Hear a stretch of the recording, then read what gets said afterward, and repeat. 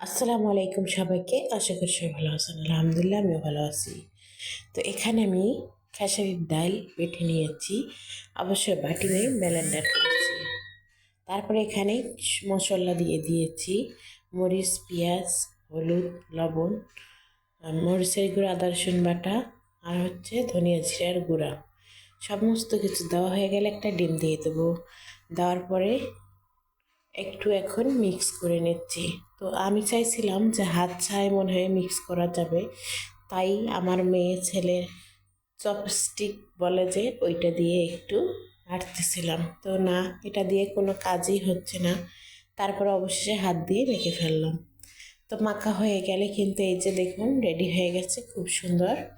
এখন এটা আমি ভেজে নেব, তাও আবার ফ্রাই প্যানে। ফ্রাই প্যানে তেল দিয়ে আমি কিছুক্ষণ গরম করে নিয়েছি। নেওয়ার পরে পুরো ব্যাটারটা এখানে ঢেলে দিয়েছি।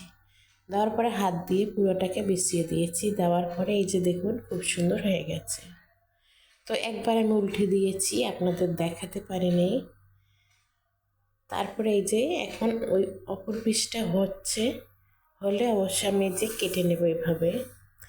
তো এভাবে আমি কাটতেছি আমার পছন্দ মতন, আপনারা আপনাদের পছন্দ মতন কাটতে পারবেন। এটা কিন্তু আপনারা তরকারিতে দিয়েও খেতে পারেন, আবার শুধু খেতে পারবেন।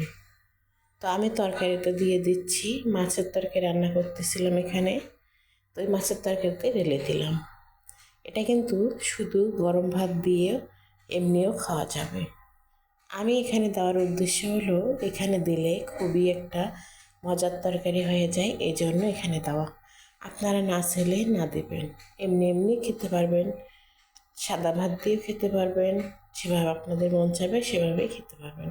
কিন্তু আমি তরকারিতে দিয়ে খাচ্ছি, কারণ আমার কাছে ভালো লাগে এভাবে রান্না করলে, তাই এভাবে রান্না করলাম। তো এই তো আমার কিন্তু রান্না কমপ্লিট। তো এই যে বললাম যে যেভাবে খাবেন ওইভাবে খেতে পারেন। আল্লাহ হাফেজ সবাইকে।